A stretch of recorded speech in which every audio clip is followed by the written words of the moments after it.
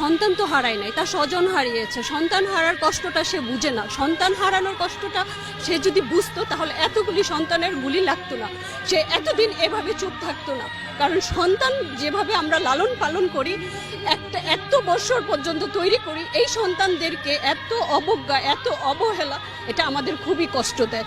একটা ব্যান থেকে একটা বাচ্চাকে এভাবে টেনে হিসেবে ফেলে, আমরা কুকুর বিড়ালকেও এইভাবে ফেলি না। সে একটা সন্তানকে কেন, সন্তানকে আমাদের এতই নিকৃষ্ট বা এতই, আমি এই সন্তানের কষ্ট, এটা আমার সবচেয়ে বেশি ব্যথা দেয়। আমি এটা নিতে পারি না যখন ব্যান থেকে এমন ভাবে টেনে হিচড়ে ফেলে দেয়, তার গোপনাঙ্গ দেখা যায়। এটা কত কষ্টের, কত অপমানজনক, এটা খুবই লজ্জার। এটা আমি আমার প্রচন্ড, এটা বুলেট আঘাতের থেকে এটা বেশি আমার গায়ে লাগে। এটা আমি নিতে পারি না, কারণ আমার 3টা সন্তান আছে। আমি এই 3টা সন্তানকে কত কষ্ট করে বড় করেছি সেটা আমি জানি, আর আমার আল্লাহ জানে।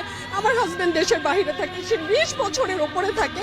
আমি এই সন্তানগুলোকে স্কুল, ইউনিভার্সিটি এই পর্যন্ত আমার নিয়ে আসতে আমি জানি আমার কি ত্যাগ, আমার কি কষ্ট। এই কষ্টের উপরে বুলেট ছোড়া এত সহজ কিভাবে হতে পারে?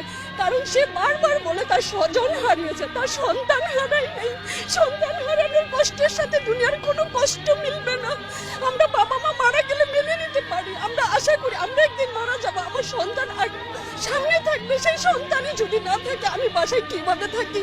আমরা খেতে পারি না, ঘুমাইতে পারি না, রান্না করতে পারি না, আমাদের কোনো কাজ ওঠে না।